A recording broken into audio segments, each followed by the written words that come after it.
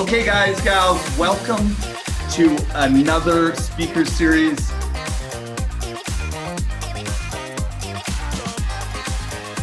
All right, here we go. All right, everybody, welcome to another Summit Series speaker brought to you by Stonehaus. Thank you, everybody that's come on board. This speaker series has been a massive success so far. No, this is not my permanent hairstyle. I just have no choice but to slick it back. And today I felt like I wasn't going to wear my hat and t-shirt anymore. So, and yes, these are real glasses. I am apparently blind. So anyways, today we're going to talk to a guy that I've actually just recently got introduced to not that long ago from my personal business coach, which I believe he coaches Andy as well. And it's pretty amazing while I've been researching him and checking him out to see the things that this guy's accomplished. He's going to talk about a lot of it today. He's had pretty amazing experience doing not only a podcast that has had some awesome speakers, including Tom Ferry and all these other guys on it. He's also, if I remember right, flipped 200 plus homes in a year, accumulated 100 doors. So he's really been able to build a lot of wealth. And he's from California, still lives in California. I think he said he's only got one restaurant left, but he's had multiple restaurants, I think 7 or 8. He's going to dive into it. But the amount of stuff that this guy's accomplished is pretty impressive. He's recently actually dived into the real estate side. He was more the developer before and kind of come into the real estate side now, and he's blowing it up down in California. So without further ado, Andy, you there? Loud and clear. What's happening? Awesome, brother. Thank you for joining us today. Today we got Andy Dane Carter, the star of the Andy Dane Carter show. I'm going to ask a bunch of questions, but bro, if you could just introduce yourself, tell us about how long you've been in real estate, who you are, and yeah, let's get it rocking. Sure. Hey, thank you so much for having me. I love this stuff. I love to help people. You guys can ask me any questions you want about anything whatsoever. I'm an open book. And I've got, like a very simple story. So I was raised poor. I was raised by a single mom. It was me and my little brother. And, she worked like 3 jobs and I had to grow up really fast. So we didn't have much. We didn't have a refrigerator. We had a cooler. So we came from very, very humble beginnings. I'm a terrible student. I'm severely dyslexic. I've got like every kind of ADHD thing you can think of. I've got gear 1 and gear 6, which drives my wife bananas. So I just like to work. I was a terrible student, like I said. I started working at the age of 12 because we moved to this nice neighborhood and there was all these rich kids. And I was like, well, how am I going to, I had no exposure to this stuff previously. So I was like, there's a lot more to life than scraping by. So I slowly got to kind of see some of this stuff and I just started working. I started working and working and working. And I knew from a long way back, school was probably not going to be my route. I was a really, really good, I was trying to become a professional baseball player. So I had a strong work ethic, which was great because again, I wasn't very good in school. So I went into business very, very young and just started getting around people that were where I wanted to go. I've been in multiple different fields in my life. Right now, I'm 43 years old. I was one of the youngest wine sommeliers in the country. I actually passed the test at 21 and got super into food and wine and all that stuff, which serves me at a really high level now because I'm in the service business. I've always been in the service business. Like the stuff that we do here in real estate, it's the same as selling like a nice bottle of wine or selling like a $3 million home. And sometimes it takes the same amount of effort, but there's way more upside in selling big things than little things. So that's why I was a really good fit for real estate. So when the actual market crashed in 2007 and 8 here in the US, I was just coming off of not working for a year and a half. I got super healthy because I got really unhealthy. I put on like 65, almost 70 pounds. I was just eating and drinking for like 5 years straight and just got really unhappy.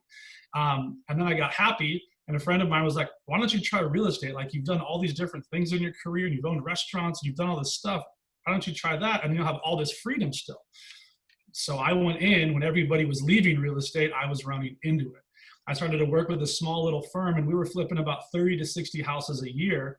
And then by 2010, we were consistently doing somewhere between 160 and 210 for about 4 years straight, which literally almost killed us because we were a small firm. And then we just started to buy more buildings. And then we started to take these pieces of land, subdivide them, and build. So we went from flipping to lots of buying holds and then building. And then here's where the partnership went this way. And I started buying stuff all over the country. So I love the whole space of real estate. I love to help. And I've just recently kind of gone into like the traditional kind of real estate, which I skipped over. So there's a lot of stuff that I don't know. So I was being coached and still do, get coached.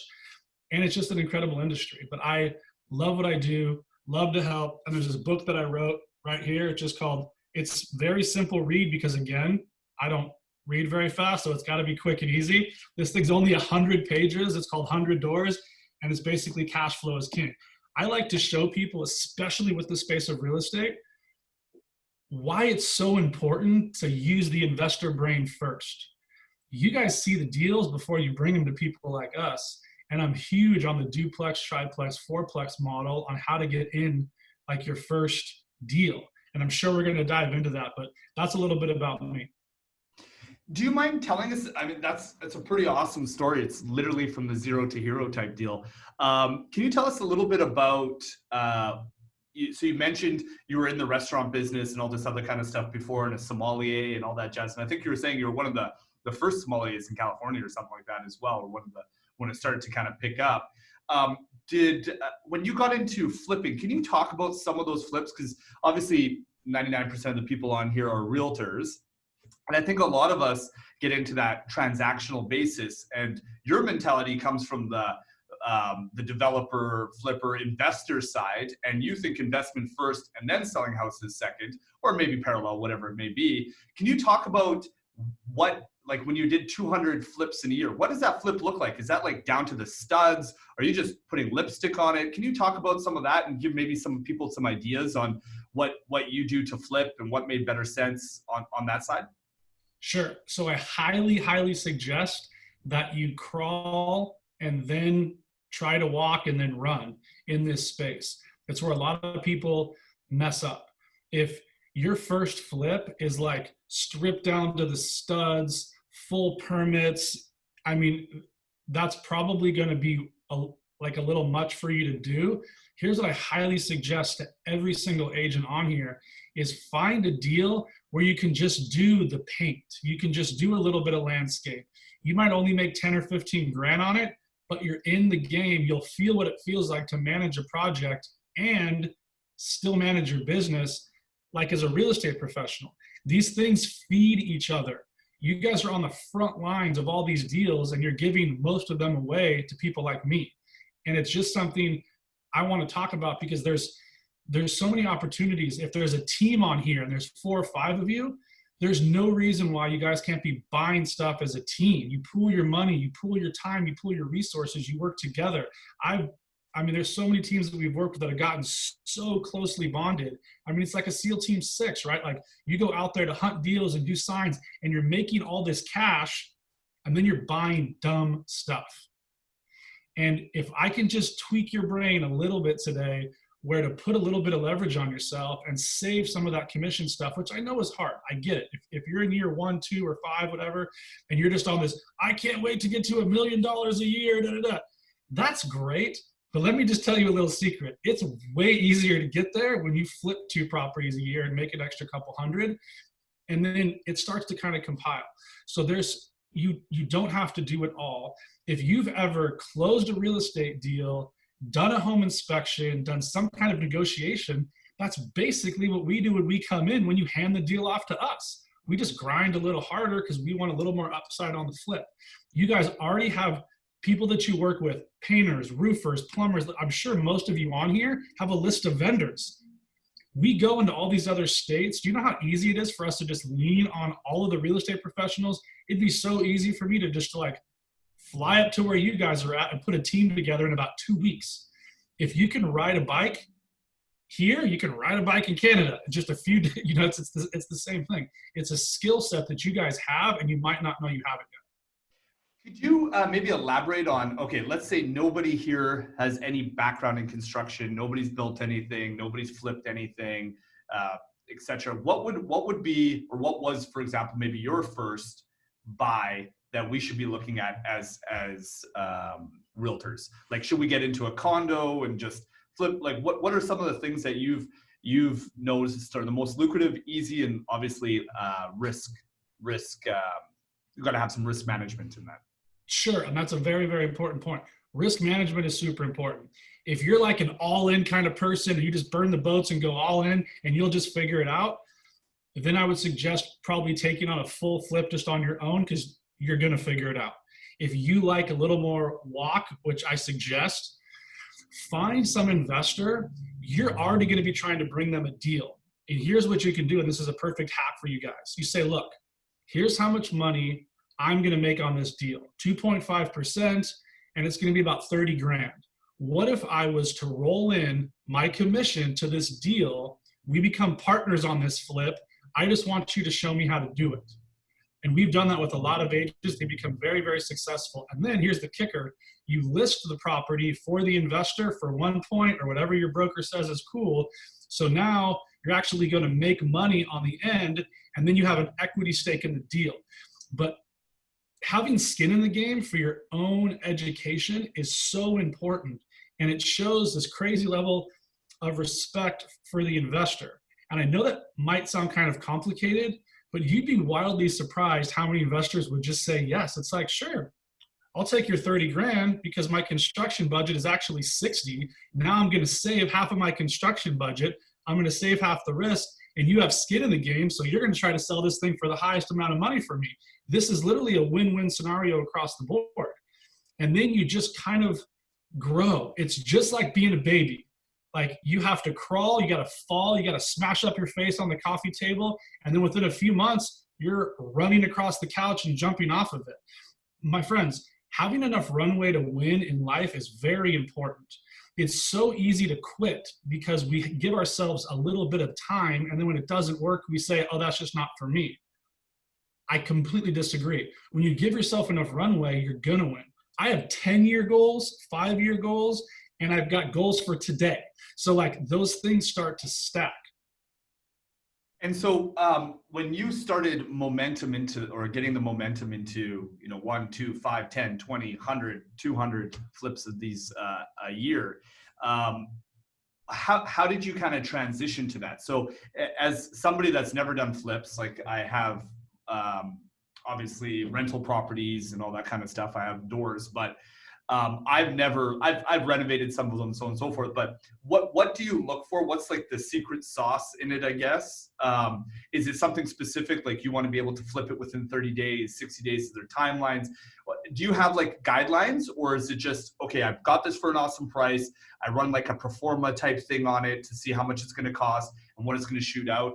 Do you have, like that sweet spot that I only buy at this price to this price, and I got to fix it up, that kind of stuff?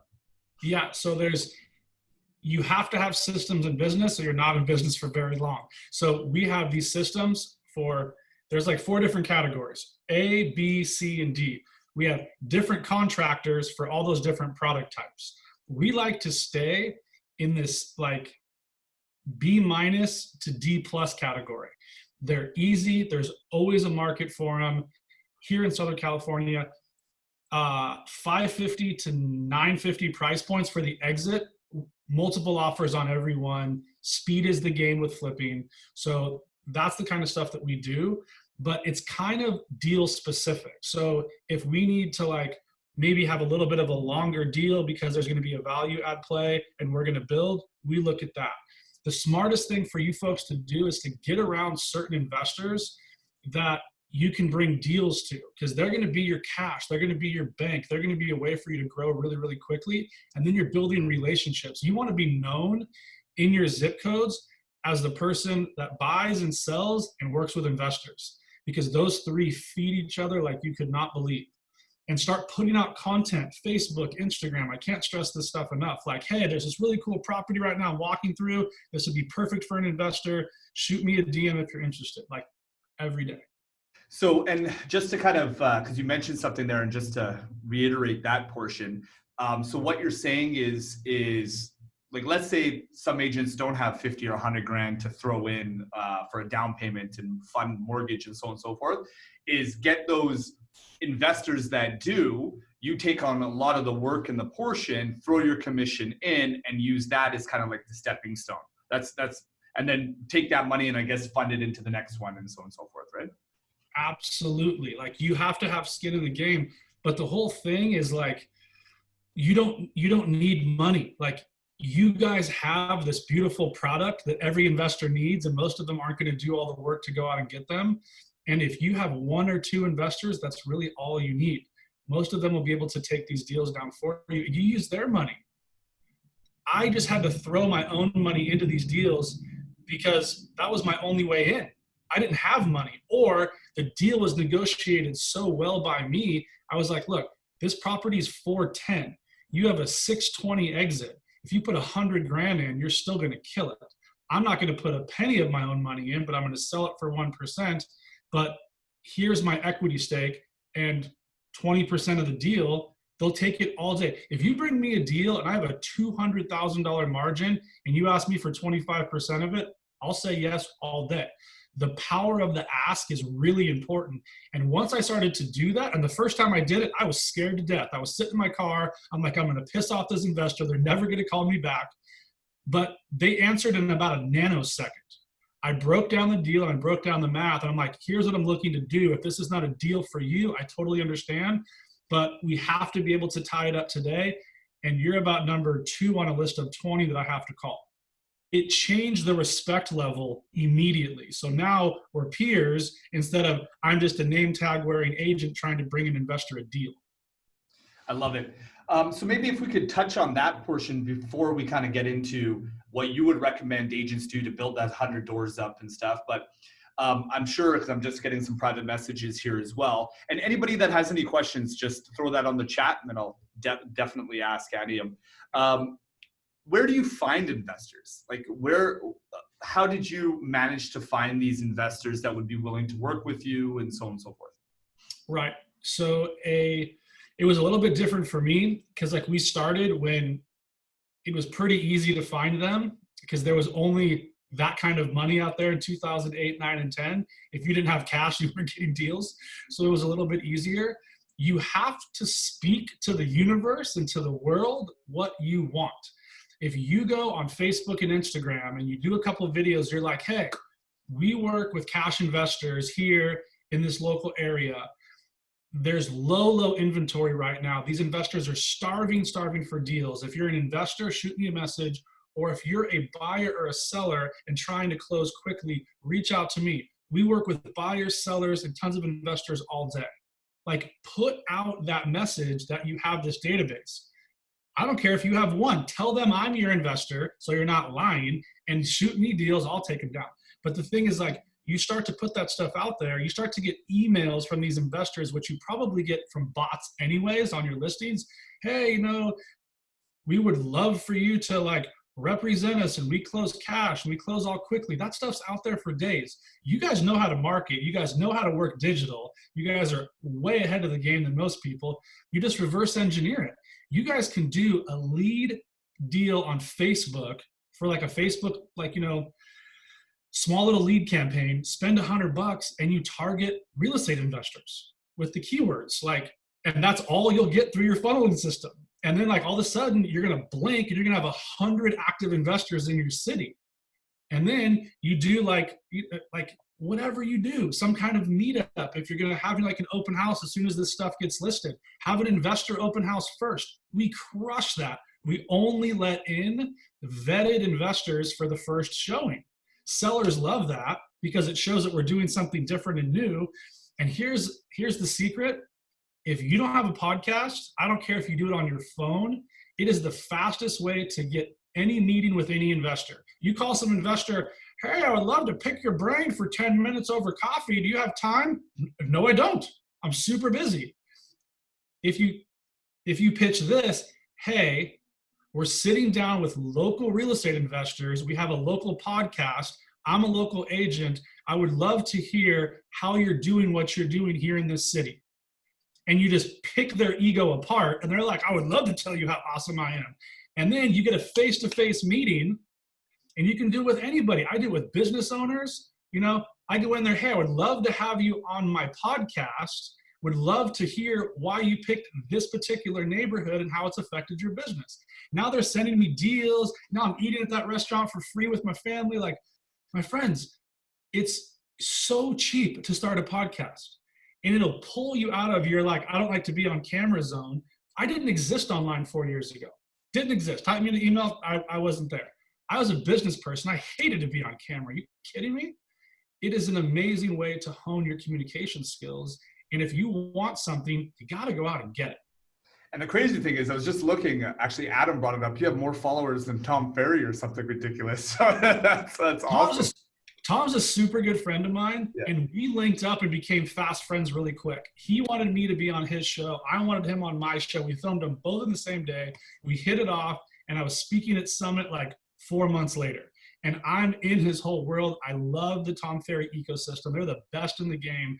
I sent all of my coaching clients, because I used to coach a ton of people. I'm like, look, they do it better than I do. I like this, but it's taking so much of my time. Everybody's getting moved over to Tom.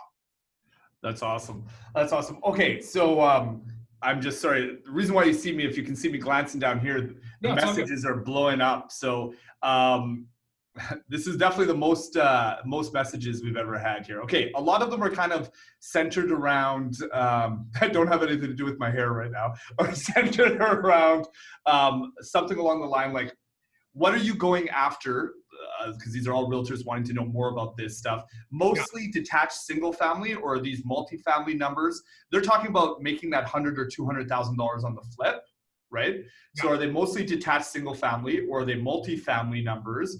And are you increasing the valuation through high rents after renos, improving their net operating income, or are you just really basically making them beautiful and flipping them? So that's one question. And then the other one is, can you be more specific with the numbers? I.e., when you're throwing in your commission, are you asking for a stake on the deposit / building costs, or the total sale price? Sure. So I'm going to answer those in reverse. So it's always, if my cash is in, that's just like the investor's cash. So it's all going to go into a pool. If it's like 30 of mine, 70 of theirs, that's literally how it gets chopped up. I'm a 30% shareholder and they're a 70% shareholder. How that particular person wants to use it, like for the deposit, like for the rehab costs or whatever, that is the cleanest and easiest way to do it. So then it's the same on the exit.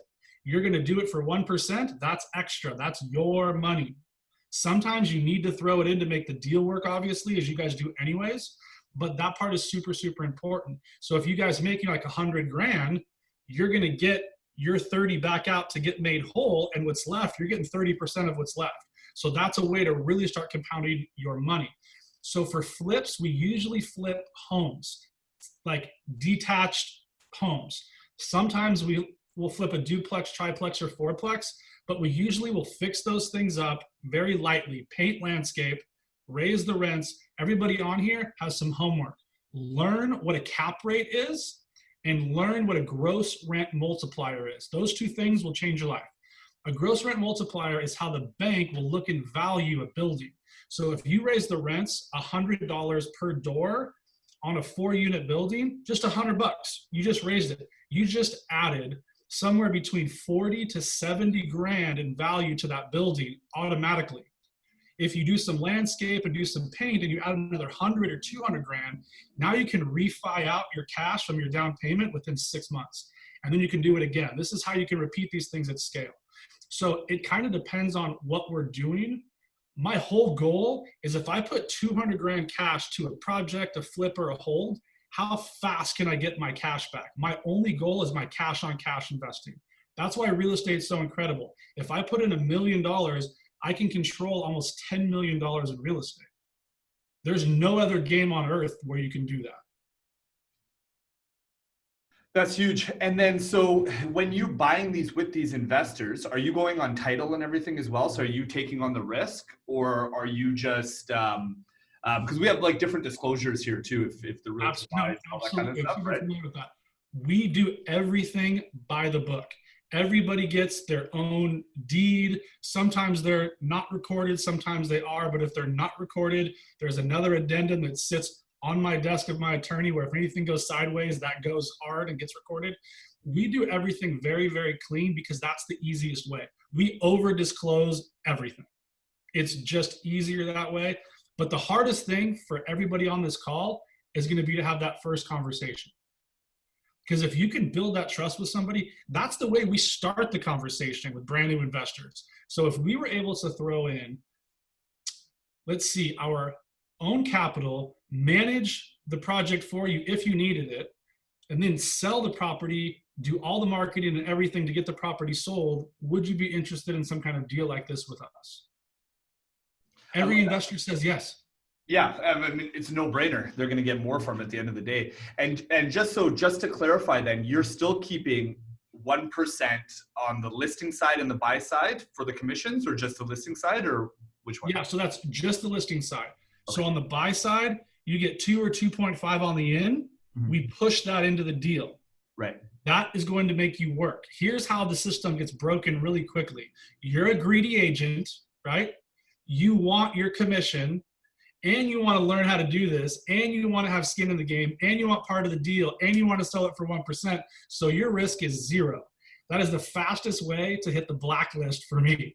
I'm like, it's the opposite. If you're like, look, you can have the commission, I want to learn this business, and I want you to be a client of mine for life, we can work together. You know how many builders that reach out to me now personally? It happened yesterday.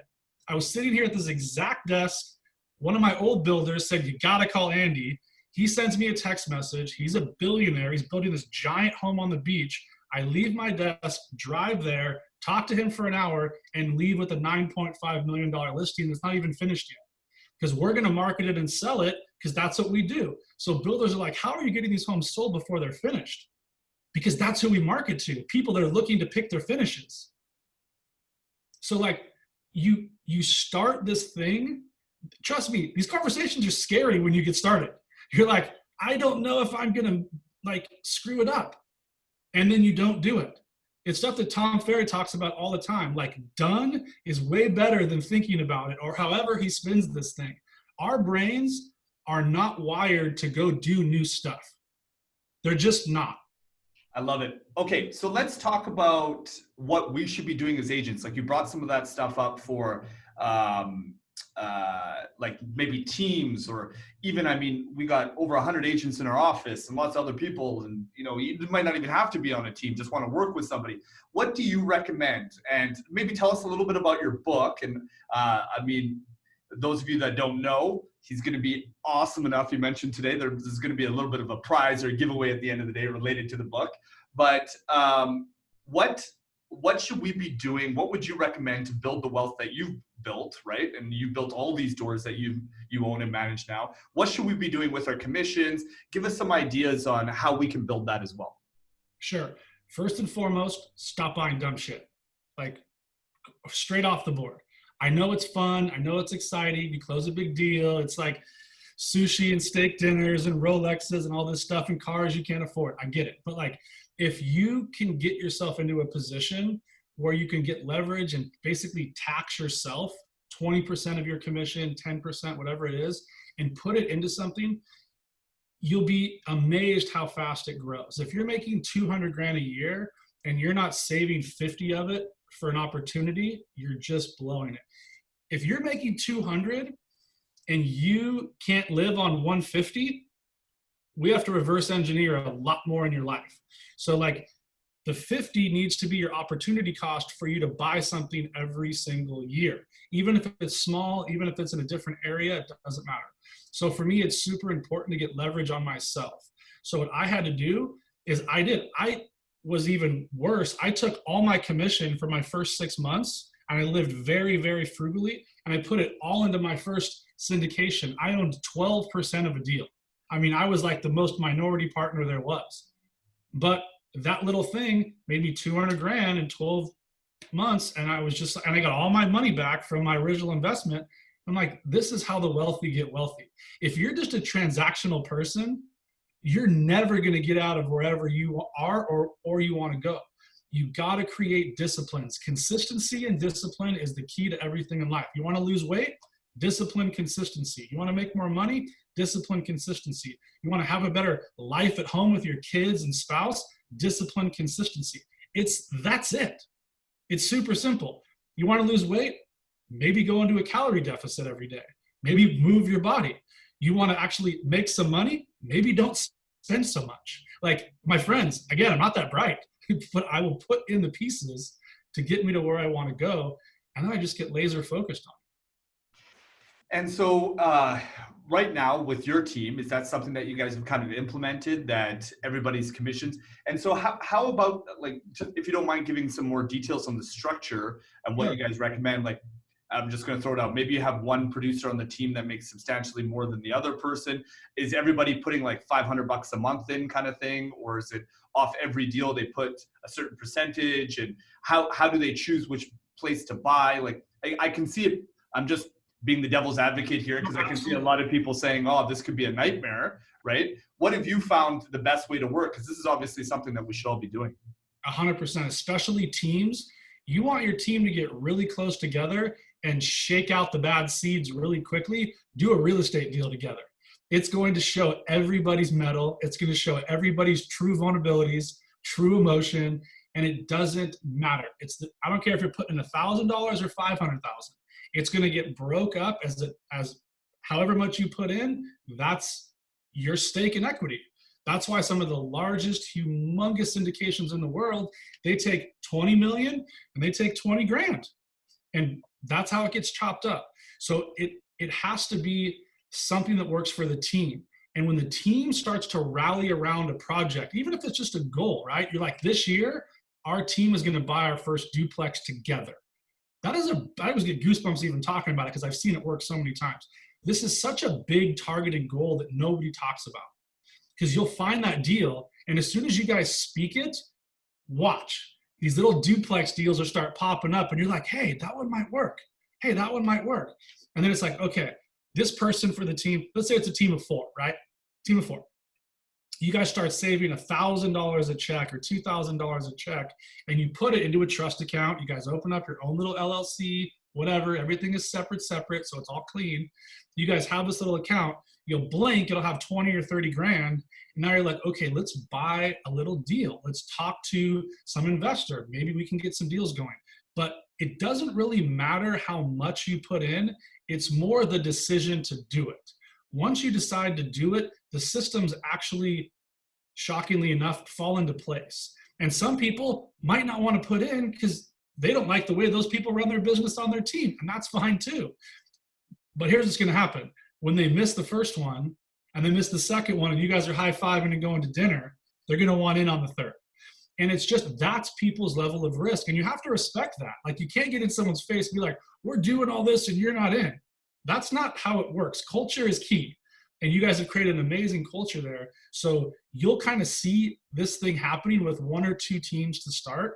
And then it'll be something that becomes part of the company's culture. Like, it's great for recruiting as well. Like, you guys aren't just teaching you how to be transactional. You're teaching how for people to like have wealth and have an exit strategy for real estate. How many of you guys know 70 and 80-year-olds still just like doing transactions every year because they have no exit strategy? It's so funny that you mentioned that. Actually, I feel like realtors never die. Like, they just or never stop working anyways. They just like doctors until they die, right? And you look at very few people that are like, oh, did you hear that realtor retired? I feel like I never hear that ever. And it's probably because we don't have the assets and it's hard to say no to the money and so on and so forth. I get it. But the other point too is, and I've never done these flips, but I've done, I have residential real estate, and I feel so much more confident speaking to my clients about actually doing it myself, right?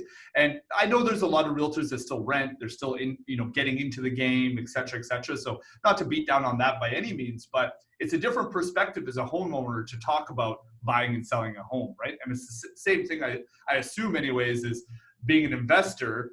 actually being an investor versus just selling the investment properties, right?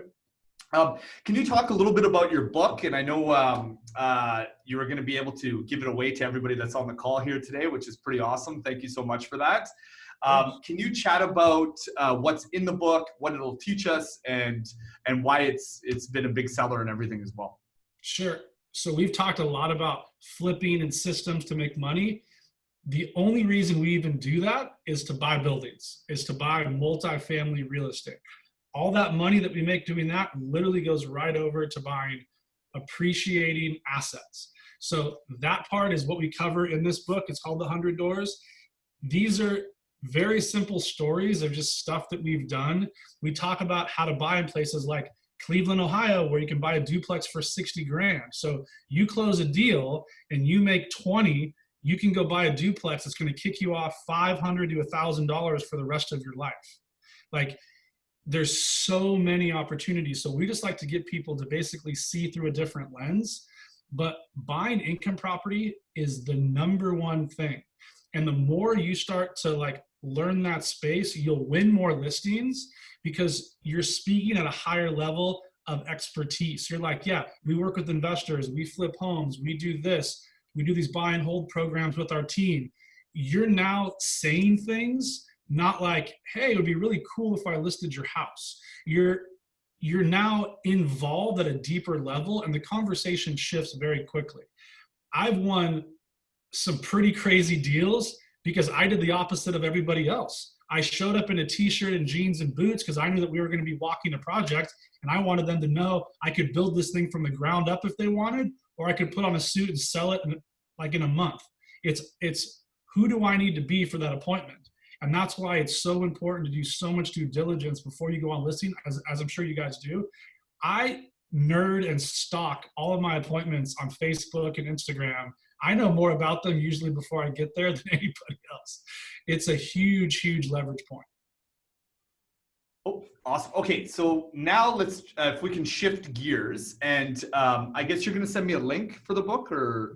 Yeah. So you guys are going to get a link. It's going to go to a landing page, and you can download it in whichever language you want. It's super easy, and it goes to your phone, it goes to your tablet, it goes to all that stuff, and it's a super easy read, and you can probably blaze through it in 4 or 5 hours tops. Stoked. I'm excited to read it. Okay, so let's get into another thing that you've excelled at big time, and I know a lot of people have been asking me on the questions here. How did you blow up on social media? How did you create this? Like, did you buy followers? Did you do this? Did you do that? Can you give us like a breakdown? And I know the podcast is one thing, but if you can give us a gamut of all these things, and then maybe if you can, once we get into that, dig down into how you use that with your real estate business today. Sure. So it's everything now. All the listings that I'm going on, all those people have watched my YouTube videos. They all see me on Instagram. So they're about a 90% yes before I even get there, because they've had a chance to consume me at their, rate. So my journey started about 4 years ago, and it literally started out of fear. I was like, what's going to happen if all my investors decide to stop buying real estate and stop doing deals, and I have a newborn at home? What am I going to do? So this fear would creep up to me, and I would be up in the middle of the night, and this guy kept dropping into my feed on Facebook, and his name was Gary V, and he's just like, fuck that. And so I have a terrible mouth. I curse like a sailor. So I just kind of lined up with him really quickly. And then I was just like, you know what? He's actually making some pretty good points here. How do I meet this guy? And then I look him up, and he's this massive person. So I'm like, I'm never going to get this meeting. And then I realized, I'm like, I get whatever meeting I want. I just got to try to go do it. So literally 3 months later, I'm there in New York, sitting there in his office, and it cost me 10 grand for a meeting, but it's great money spent, I'll tell you that. And my video guy filmed the whole meeting. And then I stayed for this other thing with all of his executives and building development and all this stuff. But I made a humongous impact there, which was my goal, and I wanted the footage. But the time I had with Gary, he was just like, look, what would you do for free for the rest of your life? And I'm like, I would help people. I would help people get unstuck. I would help them with their careers in real estate and investing and just getting to the next level. And he's like, okay, cool. For the next 2 years straight, put out as much content as humanly possible about that topic for free every day. And I was just like, for free, all of it, like all the stuff. And he's just like, just trust me and watch what happens. So like the first thing I did, it was like me in this boardroom and I'm like, you should do this and you should do that. And I got no views. Nobody cared about some, there's enough clowns out there telling you what to do on the internet, especially now. It wasn't even as bad then. It's crazy now. And then one day, after about 3 months of just failing, and we're creating tons of content, I have a team of 8, I'm spending tons of money. I grabbed my video guy and I was like, look, there's these 3 properties that I have to go value, just hop in the car with me. Hopped in the car and I'm like, hey, what's happening, guys? My name's Andy Dane Carter, and we're gonna go look at some properties today. And instead of writing down these notes about these properties, I just talked into the camera. And I just told them I was just me. I was actually me, not some like, you should do this because I'm so smart guy. And then that went to YouTube. It got like 30-something thousand views the first day. So the team's like, well, from now on, you're just going to do that. So the trick is to be vulnerable. When I started to post in my stories, when I started to use my Instagram stories as my daily vlog, my business exploded. I was showing me as a dad with my kids. I was showing me, like, I'm covered in tattoos. I was showing everything to the world over and over and over again. Good days, bad days, me at the gym, me closing deals. But it's important that you start showing people what you want them to see. If you sell real estate and that's what you do for a living and you're not posting about it every day, you're giving somebody else an at bat. So for me, I went through a lot of trial and error with like how to brand myself and what to do. The simplest form was me just being me every single day and document it and creating these little things that were mine. I have this thing called real estate hunting where I literally hold my phone up when I'm driving straight and I say real estate hunting. I'll turn on some music really loud.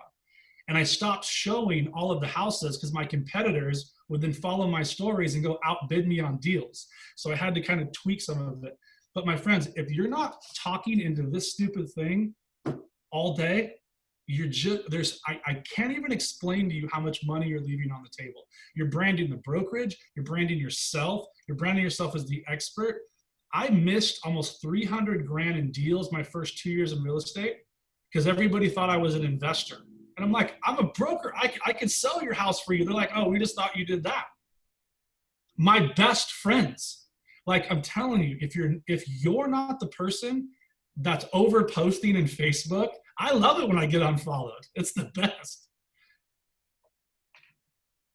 Do you have it systemized at all? Because like I know you do the Andy Dane Carter show as well, which is the podcast. So do you try to keep that more professional? Like how does the system look? Like is it just whenever some cool situation happens, I go on? You hear people saying you have to post twice a day on this, twice a day on that, this, that. Like, yeah, tell us how it works a little bit if you can. Sure. So here's how it doesn't work. If you don't post, nothing happens. No at-bats, no opportunities. You post once a week, you're going to get one opportunity a week. Here's my feeling on tons of posting. If you're hitting one platform too much, it's a little much. We used to post 3 times a day on Instagram, and that for me was too much for my community, which we found out over time. Marketing is purely about testing. Test. Something works, try it again. Test.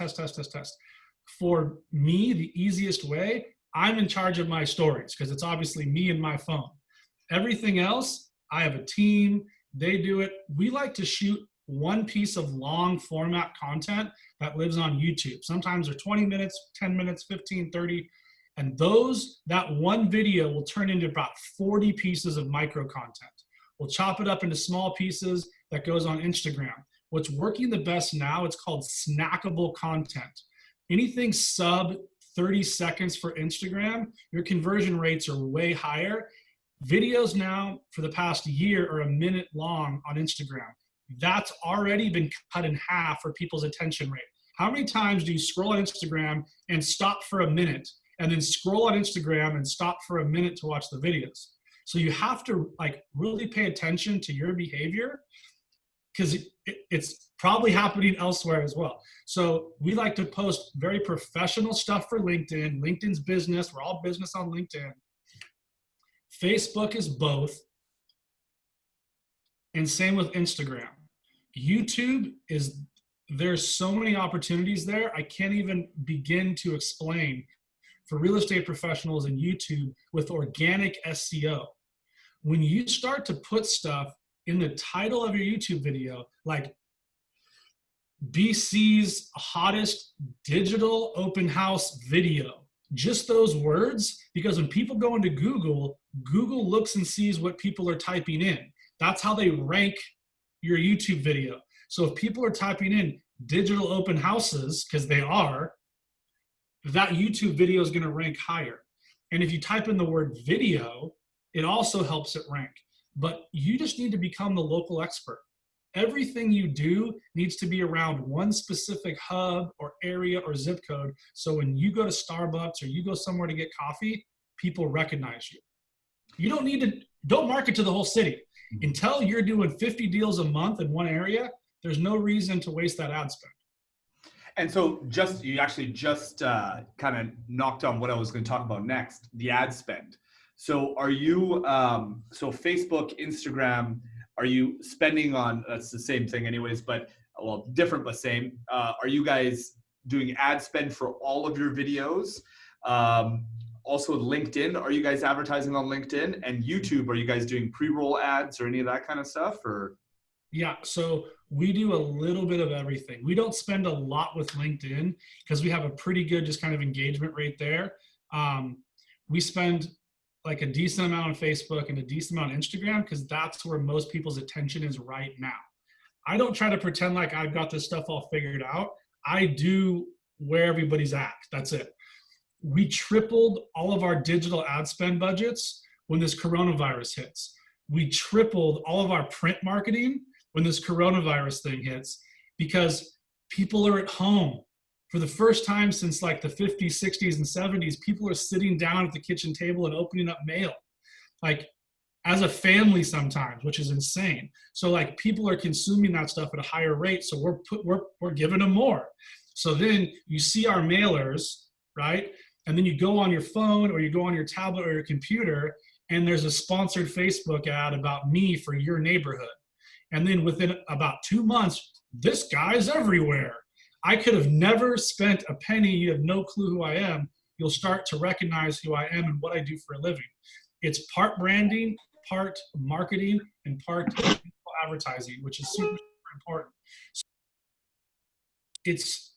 But you don't have to spend a lot of money. If you spent $100 and you covered like a 2-mile deal in radius, you would hit people's feeds 3 times a day with just a 30-second video of like, hey, you know, like, welcome to Belmont Shore, you know, and you just tell your little story. Even if they don't even turn the volume on, who cares? 86% of all videos are consumed with the volume off. Talk with your hands, like, get them to it doesn't matter. And you're probably not going to see massive results for 6 months to a year anyways, just like a farm. So can you talk about, you kind of touched on that as well. Can you talk a little bit about what you're putting in the ads and how you're amalgamating it with your mail outs, how often you're mailing out, you know, and you mentioned starting small. So maybe a half a city or a town or a postal code or zip code or whatever it is. Can you chat about what that content looks like? Is there a lot of call to action with it? Is it just talking about a neighborhood? What kind of content are you putting out? Sure. So we get very zip code specific because the more specific you can get with your marketing, the better. It's also cheaper and way more effective. When you have a definitive thing to say about a specific neighborhood, like go stand in front of the sign that says the neighborhood's name because they might not turn the volume on. So there's these neighborhoods that we stand, it's like, hey, welcome to Park Estates. I love this neighborhood. I live in this neighborhood. We have tremendous data on this neighborhood. So during the coronavirus lockdown, there's been 4 transactions that have happened. Just spew out the data you get from the MLS.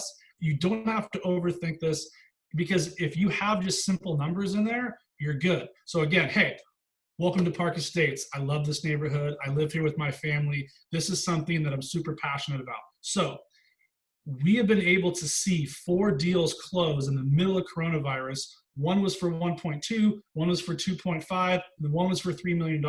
I would love to help you and your family. We can do a Zoom meeting. We can sit down for coffee 6 feet apart. Shoot me a call. Here's what I do. Here's my name, and real estate's my passion. Like 30 seconds, you're done. You carve out that little thing on Facebook ads as you're running it, and you just hit this little box. That goes out with some kind of mailer. And if you just ran that same video for 3 months in a row at $100, so it's $300 digital ad spend for the quarter, and you spend another $300 in print to go out once a month, you're going to at least have a foundational piece in that community. And then you start to do more. My friends, you don't have to have these trillion-dollar budgets to make this stuff work. And this thing right here, talking into my phone, is always better than like the super polished branding stuff. We do both, but they're both for very different reasons. We do the polished marketing for branding. We want to be branded in the community. For engagement, we're huge on Nextdoor, and the stuff on our cell phone gets the most organic engagement. So, okay, so right now you're basically taking that one ad that you just said for the specific area, you run that video on Facebook, then you're going to be basically taking a clip of that video, putting that on a mailer, right? And what are you doing? What are you saying on that mailer to kind of do a call to action? Are you just basically the same thing? If you want more information on this in this area or what's sold or whatever it may be, that they contact you, or what's that call to action that you're asking for? Sure. So we try to drive everybody to our website, because if we can get people there, that's where we capture them. Same thing with Facebook ads. So there's Facebook ads where if they click the learn more button, you get their name, their cell phone number, and their email. That's all you need. So you want to create an ad, even if it's not your face, even if it's just like a house that says, click here if you would like a list of all of the open houses in your community. That's a little, like, ad campaign. We get 400 to 600 leads a month from just that. My face isn't even on it. It's a picture of a house that's in, I forget one of these little softwares. It's like Canvio or whatever. It's like, so it's this picture of a house, and the bar just says, click this button here to learn more about how to get a list of all of the open houses within your community. That might be somebody who's looking now. It might be somebody who's looking in 6 months to a year. But when they click that button, now we have a call to action and a follow-up response, which goes to my team. They start sending you emails that says, hey, thank you so much for clicking the Facebook ad. So we know where they came from. And then we have such a huge list. What particular zones and price points are you looking at? I don't want to just send you this massive list. Now you're opening up a dialogue of, oh, actually, I'm looking here. Wonderful. Have you talked to a lender yet? You're beginning the conversation. Sometimes, obviously, as you guys know, those take a while. But when you put this plan into action for 12 months, I mean, it's just not that hard. And so that's a good point to bring up too. What is the time frame that people should be, let's just say, for example, if it's going to be the $300 for the quarter, should they be setting aside $1,200 for the year? Because what's the time frame that they should really put into? This is kind of like digital and regular farming type deal, right? Yeah. So for me, start small, figure out what works and doesn't work. But we have yet to have somebody do this for a year that didn't get at least 2 to 3 listings. It just hasn't happened yet. So, and for us, I mean, like the average commission's 14,000 to 20 grand. And that's you'd be surprised how many people I have to beat into their heads. Like, you spent 5 grand and you made 65. Like, how many times I start the conversation, if I was to give you 100 grand and then you were to make $1 million, would you take that 100 grand every time? And it's like, yeah, even if it's half, if I spend 10 grand to make 20, I'm very pleased. So if I do these little campaigns, right, and I'm going to spend 5 grand for the whole year, and I get one deal and I make 10 grand, I made 10 grand. And I'm learning the game. And people are learning about me. Like this thing with your cell phone, my friends, like you let people, it's snackable content. The more vulnerable you are, the more you let them in. So maybe if you could touch on how you built such a massive following, like is there a system behind that? Obviously the posts and everything that you've done, have you ever had to buy followers and then follow, unfollow? Like there's so many different things people are trying to sell you left and right. And obviously everybody wants a million followers on Instagram, and you're actually a verified user. I saw that too. How did you build that up? Is there any cheat codes or easy ways or whatever you want to say that might help some of us grow that Instagram following? Sure. So a huge thing that we did. So when I first started, I had like 920 followers or something, right? And my team bought me like 9,000 followers. My account got blacklisted for like 3 months. My engagement went way down. And that was back before it was even that bad. So now it's real bad. We did a lot of marketing. So we spent a lot of money on the book campaign. I wrote a book. We did a ton of marketing. That got picked up by Forbes and Inc. and Huffington Post and all this stuff. They would put my link for Instagram in like the Forbes ads that would go out to millions of people. So every time there would be something that would go out, I would get 10, 20,000 followers. And then you go speak at these events all over the country where there's 1,000 to 2,000 people in the audience. If you followed me on Instagram and sent me a DM, I would send you a digital copy of my book for free. Like we use these things, but hands down, the fastest way is to engage. I would spend an hour in the morning and an hour at night before bed engaging with other people's accounts. I would go to Gary Vee's account. I would go to Grant Cardone. Like these people are all like friends of mine now. And I would comment on the comments because they wouldn't. I would go into their feeds and I would say, hey, I totally agree with you, if I agreed with them. And I would do that 20 times per feed. And that stuff, my friends, stacks so quick because when you go to Instagram and you look at somebody commenting on a comment, it shows up on your feed. It shows up there really quick. It's like, oh, who's this person? And then they can look at me and go, oh, that guy's a douche, look at him. And then they don't follow me. Or it's like, hey, what a good guy. He's giving all this information for free and I'm in the real estate business. That's it. And then you start sharing, like, it's work. That's how we built our Facebook page from like 2,000 to 34,000. That was me in the middle of the night, like messaging people, trying to help. When you're of service first, people will follow you. When you're just taking, that's why you have to let people into your feed. If your feed looks like closed sale, closed escrow, pending, and it's just like a perfect bathroom, perfect kitchen, and I don't see you anywhere, I don't know anything about you. Why am I going to follow? You're going to post about some dumb house again. Like, you got to give people a reason to go back, which is why the stories are so important. I post about every 20 minutes or so because it pulls my thing way up the algorithm. That's why Instagram stories are so important. Awesome. Would you recommend to anybody, like obviously you have that issue, but I've heard lots of people, they buy 5,000 followers that are fake followers, but then when they go and do all these comments and that person looks kind of popular or something like that. Have you heard any tricks or trades that anybody would do, or just stick to providing good content and being in front of everybody? It's like, here's the part that everybody gets blown out of their mind. Like if you have 5,000 followers and I was to put you in the middle of like a football stadium and surround you with 5,000 real people, you would crap yourself to start talking. But everybody has to have 10 or 20 or anything else. It doesn't matter how many people, it's how many effective in your community. I tell real estate professionals all the time, you have 200 to 300 people that like actually follow you in your city. That's massive. You don't need, unless you're trying to create a global brand for whatever reason, that's a different conversation. Sure, you can buy followers, and sure, if they go there, here's the other trick, is you're not going to fool somebody like me. You have like 40,000 followers, and I go to your account and you have like, I don't know, 200 likes and no comments. Guess who I know is full of shit? So like, now we have no more future conversation.